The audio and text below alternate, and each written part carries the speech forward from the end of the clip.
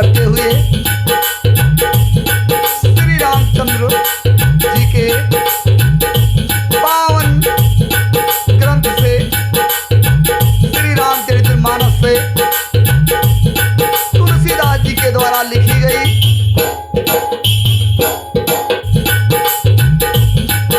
अयोध्या कांड से कुछ चौपाइयां आप सभी तक पहुंचा रहा हूं। किसी भी प्रकार की यदि त्रुटि होती है उसके लिए मैं क्षमा प्रार्थी हूं सज्जनों। प्रसंग उस समय का है, भगवान श्री रामचंद्र जी वन वन में भटक रहे हैं और वन में जिस गांव के नजदीक होकर के भगवान श्री रामचंद्र जी निकलते हैं उस गांव के स्त्री पुरुष भगवान श्री रामचंद्र जी के लिए दर्शन के लिए चल पड़ते हैं।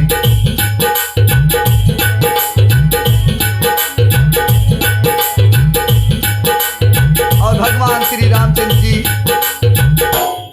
वन देखते हुए जा रहे हैं। तुलसीदास जी ने लिखा है, यही विधि रघुकुल कमल रवि मग लोगन सुख दे तू जाहि चले देखत विपिन और सिय सौमित्री समेत। सज्जनों, तुलसीदास जी ने पुनः चौपाई के माध्यम से दर्शाया है, सुनिएगा। आगे राम लखन वन पाछे तापस वेश विराजत काछे उभय बीच सिय सोहती कैसे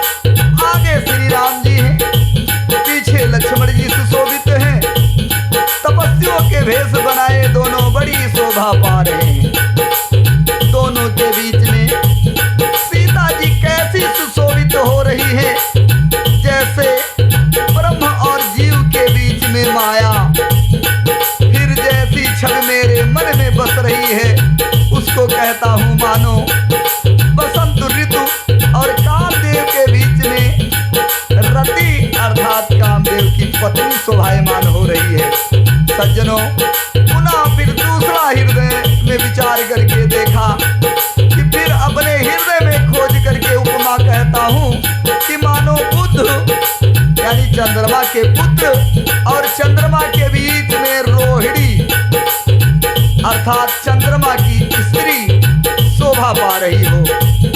अब सज्जनों, इसमें पिता माता और पुत्र का रिश्ता क्यों दिखाया?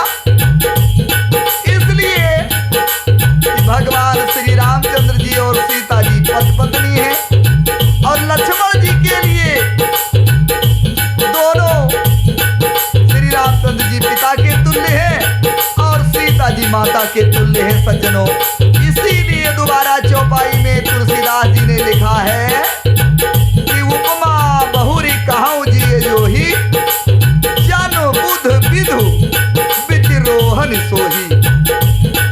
कि जैसे रोहिणी यानी चंद्रमा की पत्नी और चंद्रमा के बीच में चंद्रमा के पुत्र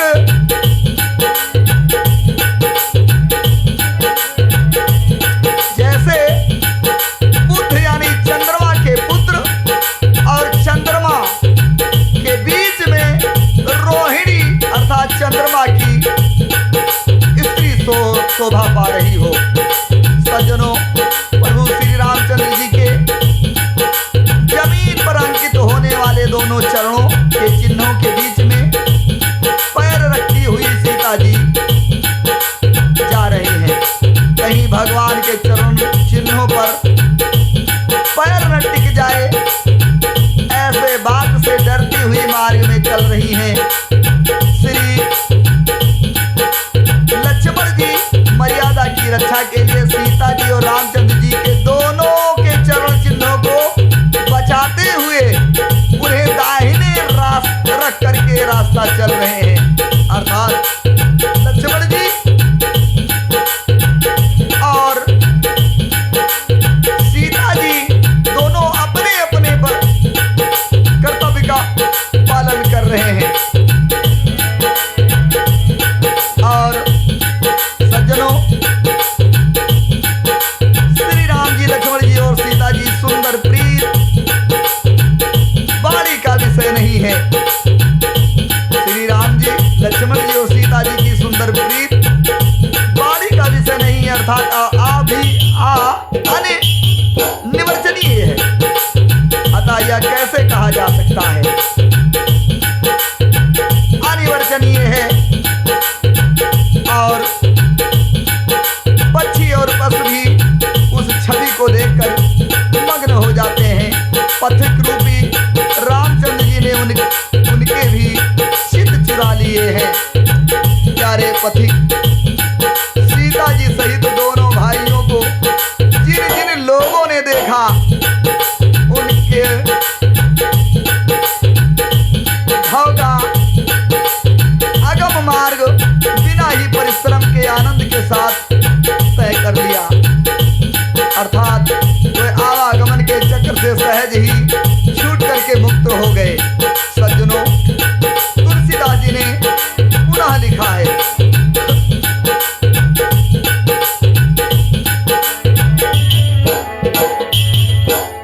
आजाऊं जातुर सपने हूँ बसाहु लखन सिय राम बताऊ।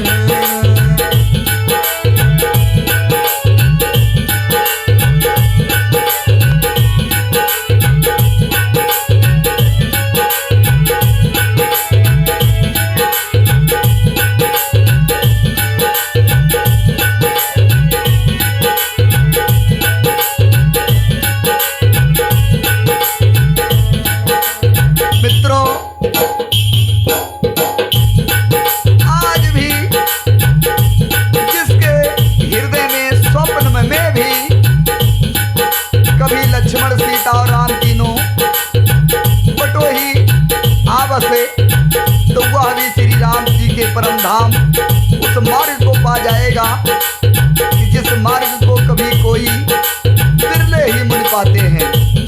तब श्री रामचंद्र जी सीता जी को थकी हुई जान करके समीप के एक बड़का वृक्ष और ठंडा पानी देकर उसी दिन वही ठहर गए। कंदमूल फल खा करके रात भर वहां रह करके सुबह स्नान करके श्री रामचंद्र जी आगे बढ़े। सुंदर वन तालाब पर्वत देखते हुए रामचंद्र जी वाल्मीकि महामुनि के आश्रम में आए। श्री रामचंद्र जी ने देखा मुनि का निवास स्थान बहुत ही सुंदर है, जहाँ सुंदर पर्वत वन और पवित्र जल है। सरोवरों में कमल और वनों के वृक्ष फूल रहे हैं। मकरंद रस में मस्त हुए भंवरे सुंदर गुंजार कर रहे हैं। बहुत से पक्षी बस कोलाहल कर रहे हैं और बैर से रहित होकर के प्रसन्न मन से विचर रहे हैं। पवित्र और सुंदर आश्रम देखकर कमल नयन भगवान श्री रामचंद्र जी प्रसन्न हुए। श्रेष्ठ रघुकुल श्रेष्ठ श्री रामचंद्र जी का आगमन सुन करके मुनि वाल्मीकि जी ने उन्हें लेने के लिए आगे आए। तुलसीदास जी ने पुनः चौपाई के माध्यम से लिखा है, सज्जनों, मुनि कहो राम दंडवती कीन्हा, आशीर्वाद विप्रवरी दीन्हा, देखी राम छबने जुड़ाने, करी सन्मान आश्रम हीयानी, मुनिवर अतिथि प्राण प्रिय पाए, कंदमूल फल मधुर मगाए, श्री सौमित्र राम फल खाए, तब मुनि आश्रम दिए सुहाए। वाल्मीकि मन आनंद भारी, मंगल मूरत नैन निहारी, तब करे कमल जोरी रघुराई, तब करे कमल जोरी रघुराई, बोले वचन श्रवण सुखदाई, तुम त्रिकाल दर्शी मुन राधा, विषु बदर जिम तुमरे हाथा, हंसी कही प्रभु सब कथा बखानी, जेहि जेहि भांत दीन मनोरानी, तात वचन सुन मातु हित, भाई भरत असराऊ, मोह कहूँ दरस तुम्हार प्रभु, सब मम पुनि प्रभाऊ।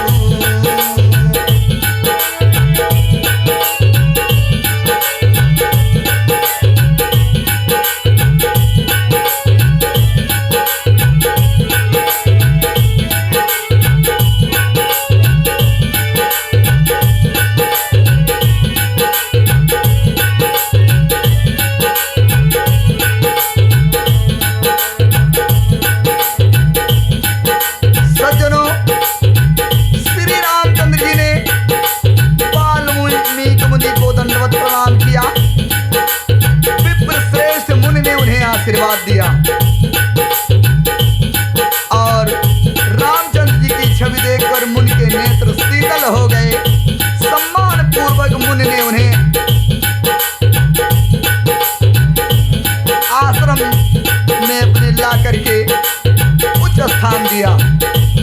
सज्जनों, एक चौपाई का भावार्थ आप सभी देखिएगा कि मुनि कहूँ राम दंडवत कीन्हा। कौन से मुनि? वाल्मीकि मुनि को।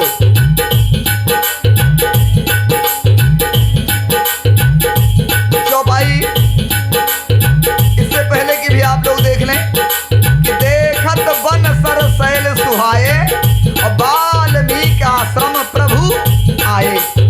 फिर अगली चौपाई है दो, एक चौपाई और एक दोहे के बाद में कि मुनि कहूँ राम दंडवत कीन्हा, आशीर्वाद विप्र वर दीन्हा। अर्थात वाल्मीकि मुनि को अलग समझने वाले लोग भी इस चौपाई पर ध्यान देंगे। सज्जनों, मैं नहीं कह रहा हूं, चौपाई लिखी हुई है कि मुनि कहूँ राम दंडवत कीन्हा, आशीर्वाद विप्र वर दीन्हा। यानी रामचंद्र जी ने मुनि वाल्मीकि जी को दंडवत प्रणाम किया। फिर विप्र श्रेष्ठ मुनि वाल्मीकि ने उन्हें आशीर्वाद दिया।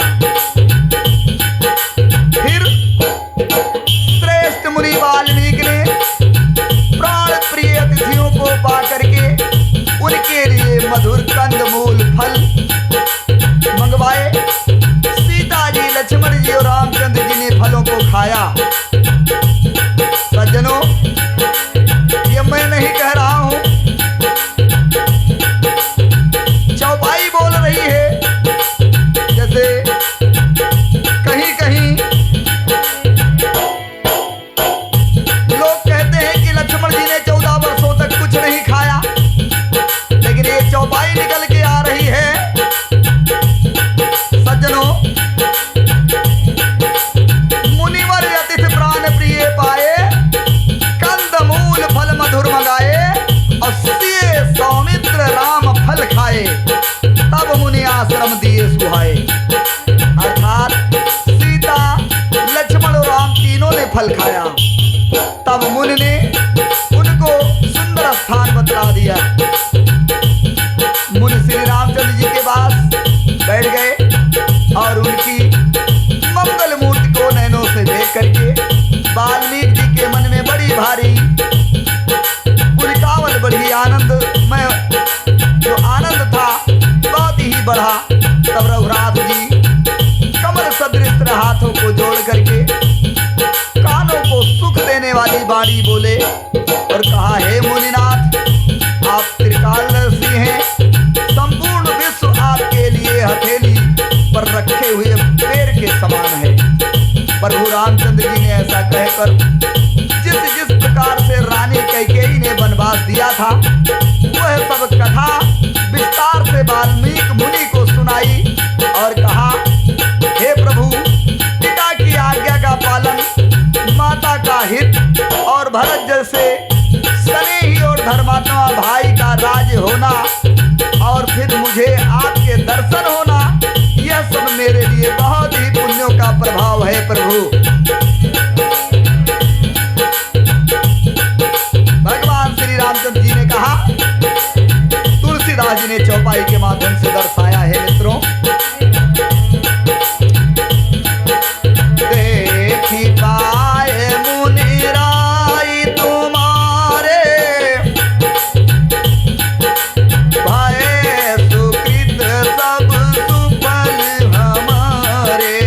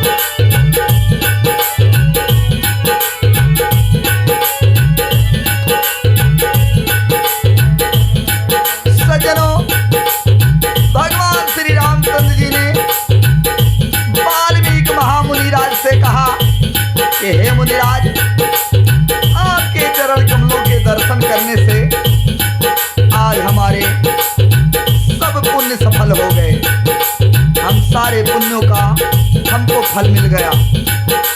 अब जहाँ आपकी आज्ञा हो और जहाँ कोई भी मुनि उद्वेग को प्राप्त ना हो, क्योंकि जिनसे मुनि और तपस्वी दुख पाते हैं वे राजा बिना अग्नि के ही अपने दुष्ट कर्मों से ही जलकर भस्म हो जाता है।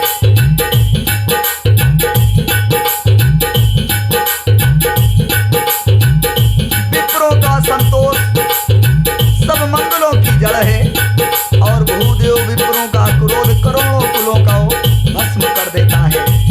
ऐसा हृदय में समझकर वह स्थान बताइए कि जहां मैं लक्ष्मण और सीता सहित जाऊं और वहां सुंदर पत्तों और घास की कुटी बना करके, हे दयालु, हे मुनिराज, कुछ समय तक मैं वहां निवास करूं। श्री रामचंद्र जी की सहज ही सरल वाणी सुनकर ज्ञानी मुनि वाल्मीकि बोले, धन्य धन्य हे रघुकुल के ध्वजा स्वरूप, आप ऐसा क्यों कहेंगे? आप सदैव वेद की मर्यादा का पालन करते हैं। हे राम, आप वेद की मर्यादा के रक्षक और जगदीश्वर हैं और जानकी जी आपकी स्वरूप भूता माया है, जो आपके भंडार, आपके रुख पाकर जगत का सृजन, पालन और संहार करती हैं, जो हजारों मस्तक वाले सर्पों के स्वामी और पृथ्वी को अपने सिर पर धारण करने वाले हैं। वही सचराचर के स्वामी शेष जी लक्ष्मण हैं। देवताओं के कार्य करने के लिए आप राजा का शरीर धारण करके दुष्ट राक्षसों की सेना का नाश करने के लिए चल पड़े हैं। और हे राम, आपका स्वरूप वाणी के अगोचर बुद्धि से परे है, अभिव्यक्त है, अकथनीय है और अपार है। वेद निरंतर उसका नेत नेत कह करके वर्णन करते हैं। सज्जनों, वाल्मीकि मुनि ने जो कहा, तुलसीदास जी ने पुनः चौपाई के माध्यम से दर्शाया है।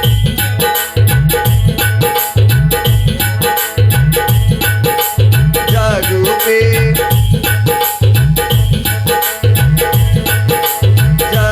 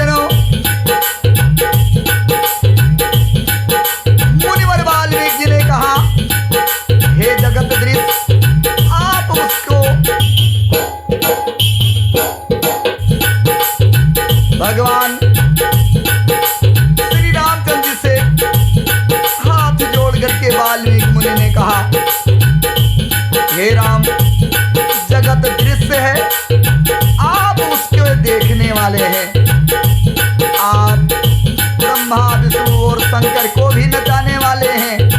आप वे भी आपके मर्म को नहीं जानते। कहने लगे कि जब ब्रह्मा विष्णु महेश, कहने लगे जब ब्रह्मा विष्णु और महेश आपके मर्म को नहीं जानते, तब और कौन आपको जानने वाला है प्रभु? वही आपको जानता है जिसे आप जना देते हैं, और जानते ही वह आपका ही स्वरूप बन जाता है। हे रघुनंदन,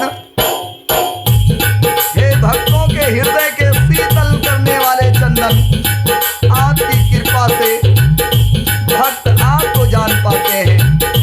आपकी देह चिदानंदमय है और सब विकारों से रहित है। इस रहस्य को अधिकारी पुरुष ही जानते हैं। आपने देवता और संतों के लिए नर शरीर धारण किया है और प्राकृत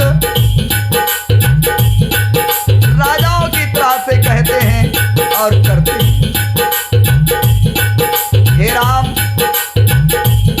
आपके चरित्र को देखकर और सुनकर मूर्ख लोग तो मोह को प्राप्त होते हैं, और जो ज्ञानी जन है वह सुखी होते हैं।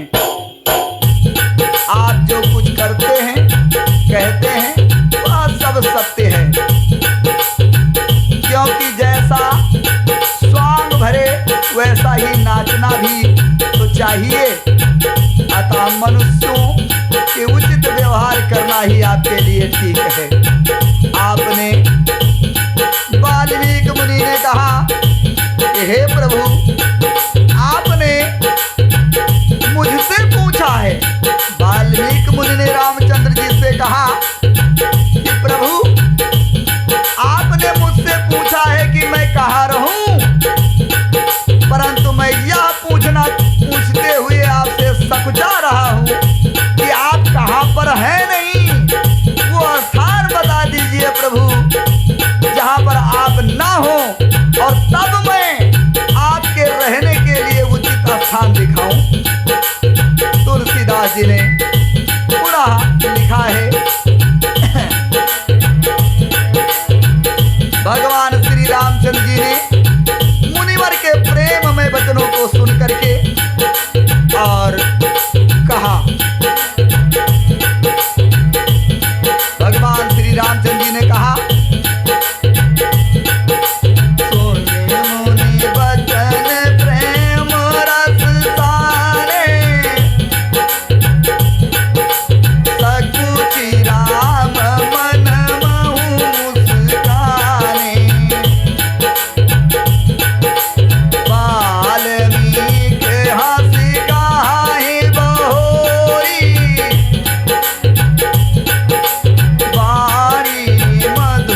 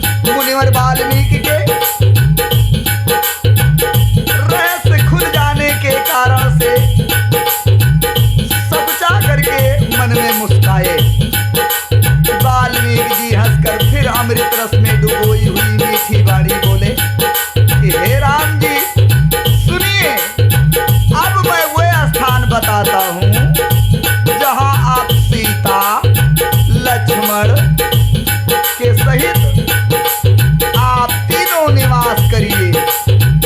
वो कौन से स्थान है? वाल्मीकि मुनिवर ने कहा, जिनके कान समुद्र की भांति आपकी सुंदर कथा रूपी अनेकों सुंदर नदियों से निरंतर भरते रहते हैं, परंतु कभी पूरे नहीं होते। उनके हृदय आपके लिए सुंदर घर हैं, और जिन्होंने अपने नेत्रों को चातक बना रखा है, जो आपके दर्शन रूपी मेघ के लिए सदा लालायित रहते हैं, जो भारी भारी नदियों और समुद्रों और झीलों का निरादर करते हैं और आपके सौंदर्य के एक बूंद जल से सुखी हो जाते हैं, सुखी हो जाते हैं। हे रघुनाथ जी, आप उन लोगों के हृदय रूपी सुखदायी भवनों में आप और सीता जी और लक्ष्मण सहित निवास कीजिए। आपके यश निर्मल मानस सरोवर में जिसकी जीव हंसनी बनी हुई हो, आपके यश रूपी निर्मल मानस सरोवर में जिसकी जीव हंसनी बनी हुई है, आपके गुण समूह रूपी मोतियों को चुगती है, और हे राम जी आप उसके हृदय में बसिए।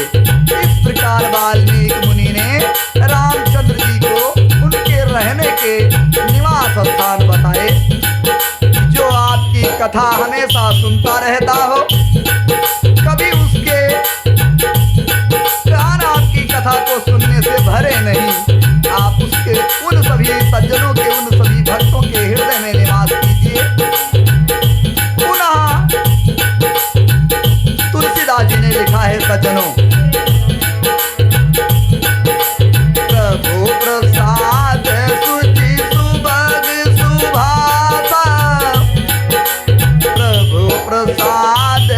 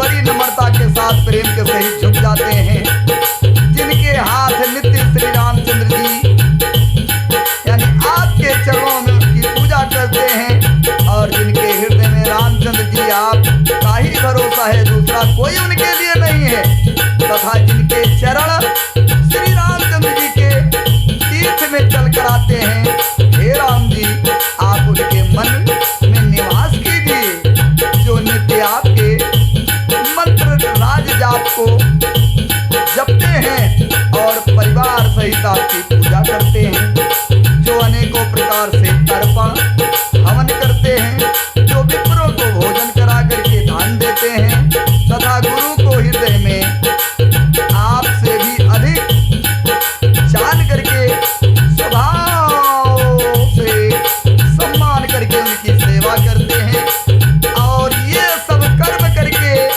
सबका एकमात्र यही फल मांगते हैं कि श्री रामचंद्र जी के चरणों में हमारी प्रीत बनी रहे। उन लोगों के मन मंदिरों में सीता जी और रघुकुल को आनंदित करने वाले आप रामचंद्र जी और लक्ष्मण जी यानी आप दोनों बसिए। तुलसीदास जी ने पुनः चौपाई के माध्यम से लिखा है, सज्जनों काम को मद मान न मोहा, लोभ न क्षोभ न राग न दोहा, जिनके कपट दाम्भ नहीं माया, तिनके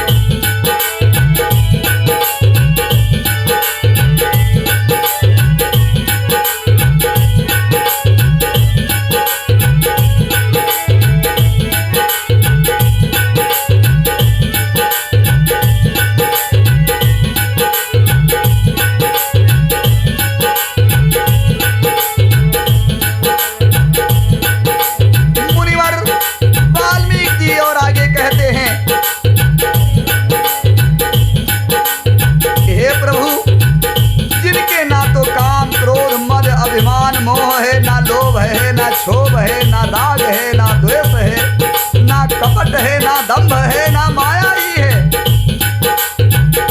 हे रघुनाथ, आप उनके हृदय में निवास कीजिए। और हे प्रभु, जो सबके प्रिय और सबका हित करने वाले हैं, जिन्हें दुख और सुख तथा प्रशंसा और गाली सब बराबर दिखाई पड़ता है, जो विचार कर सत्य और प्रिय वचन बोलते हैं तथा जो जागते सोते आपकी शरण में लगे रहते हैं और आपको छोड़कर जिनके दूसरी कोई संपत्ति नहीं है, गति नहीं है, धन नहीं है, आश्रय नहीं है, उनके मन में आप वास कीजिए।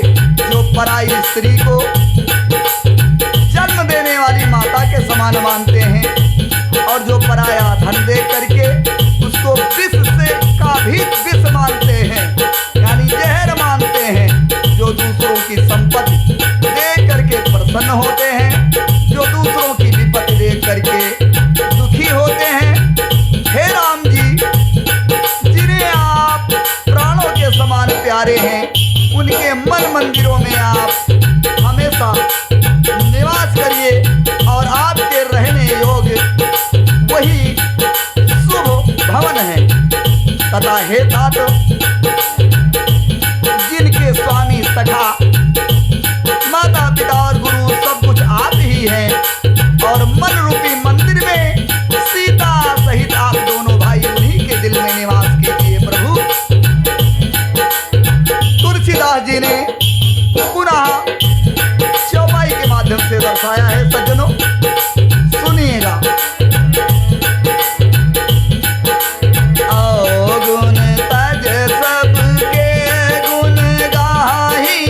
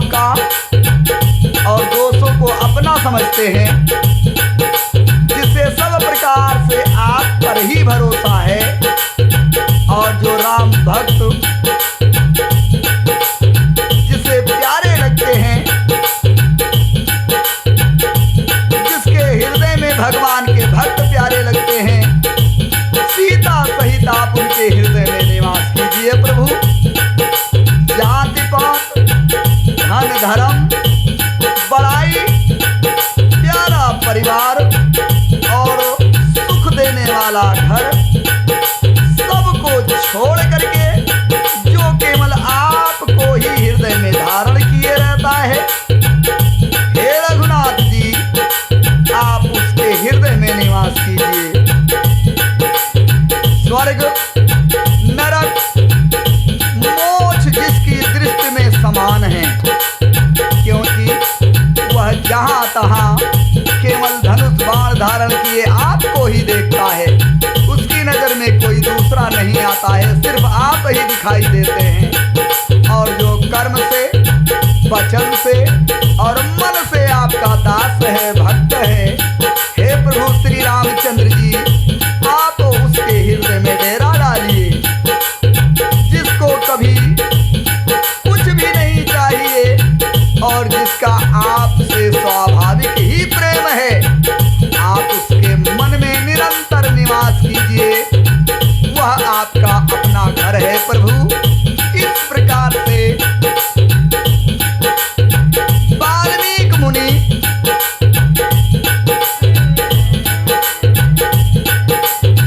भगवान श्री रामचंद्र जी को उनके घरों को दिखाते हैं और बताते हैं। प्रेम पूर्वक वचन सुनकर रामचंद्र जी मन को प्रसन्न चित्त से अपने मन में उन वचनों को सुनते हैं और भगवान को वह वचन बहुत अच्छे भी लगे। परंतु मुनि ने कहा, हे सूर्य कुल के स्वामी सुनिए, अब मैं इस समय के लिए सुखदायक आश्रम आपको बतलाता हूँ। और इस प्रकार ब्रह्माणी बोल करके वाल्मीकि मुनि जी ने कहा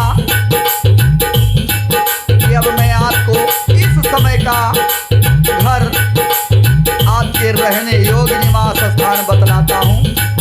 सज्जनों, इसी प्रसंग पर आज का प्रसंग विराम मैं करता हूँ और दोबारा अगले भाग में आप सभी से मिलूंगा। सज्जनों, जिस चैनल के माध्यम से आप सभी ये कार्यक्रम सुन रहे हैं, चैनल को लाइक कीजिए, कमेंट कीजिए, शेयर कीजिए, सबसे पहले तो सब्सक्राइब कीजिए और जो गलतियां मुझसे हो रही हैं सज्जनों, कमेंट बॉक्स में जरूर लिखिए, जिससे मुझको आपके मतानुसार सुधार करने का मौका मिल जाएगा। और